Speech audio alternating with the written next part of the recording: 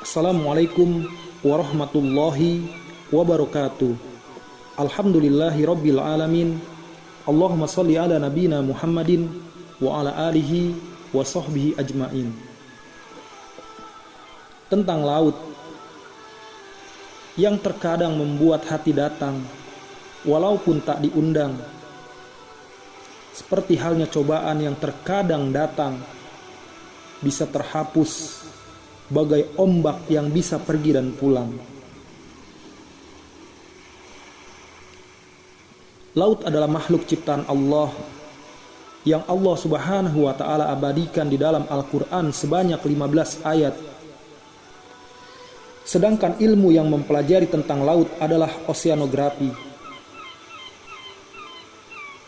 Setiap yang Allah Subhanahu wa ta'ala ciptakan pasti memiliki manfaat. Begitu juga dengan laut. Lalu apa manfaat-manfaat dari laut? Yang pertama adalah bisa digunakan sebagai sarana rekreasi, baik untuk diri sendiri maupun keluarga yang sedang menatah hati. Manfaat yang kedua, laut merupakan tempat hidup banyak biota laut seperti ikan, udang, kepiting, karang, dan yang lainnya yang halal dimakan bagi manusia, sebagaimana Allah Subhanahu wa ta'ala berfirman di dalam surat Al-Maidah ayat ke-96, uhillalakum saydul bahri wa ta'amuhu mata'allakum walisyayarat. Dihalalkan bagimu binatang buruan laut dan makanan yang berasal dari laut sebagai makanan yang lezat bagimu dan bagi orang-orang yang dalam perjalanan. Lalu manfaat laut yang ketiga, bisa digunakan sebagai media transportasi untuk kapal-kapal yang berlayar dari satu pulau ke pulau lain, dari satu negara ke negara yang lain, dan dari benua ke benua yang lain. Sebagaimana Allah Subhanahu wa ta'ala berfirman di dalam surat Asy-Syura ayat ke-32, wa min ayatihil jawari fil bahri kal a'lam, dan di antara tanda-tanda kekuasaannya ialah kapal-kapal di tengah yang berlayar di laut seperti gunung-gunung. Lalu doa apa yang bisa kita amalkan ketika menaiki kapal laut? Doa yang bisa kita amalkan adalah Bismillahi majreha wa mursaha illa rabbi wal ghafurur rahim. Selanjutnya manfaat laut yang keempat adalah tempat keberadaan barang tambang, sebagaimana firman Allah Ta'ala dalam surat Ar-Rahman ayat ke-22, yahruzu minhuma lu'lu'u wal marjan, dari keduanya keluar mutiara dan marjan. Lihat bagaimana barang tambang yang indah yang bernama mutiara terdapat di laut.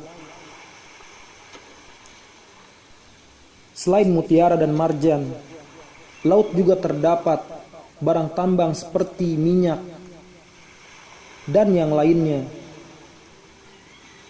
Lalu manfaat yang kelima, bisa digunakan sebagai sumber cadangan air, sebagaimana firman Allah Ta'ala dalam surat Al-Furqan ayat ke-25, yang artinya, dan dialah yang membiarkan dua laut mengalir berdampingan, yang ini tawar lagi segar dan yang lain asin lagi pahit, dan dia jadikan antara keduanya dinding dan batas yang menghalangi,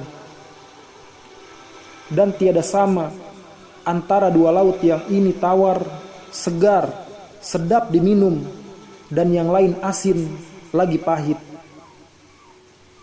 Dan ini sudah terbukti oleh para ilmuwan Lalu manfaat yang keenam, sebagai objek penelitian dan pengembangan.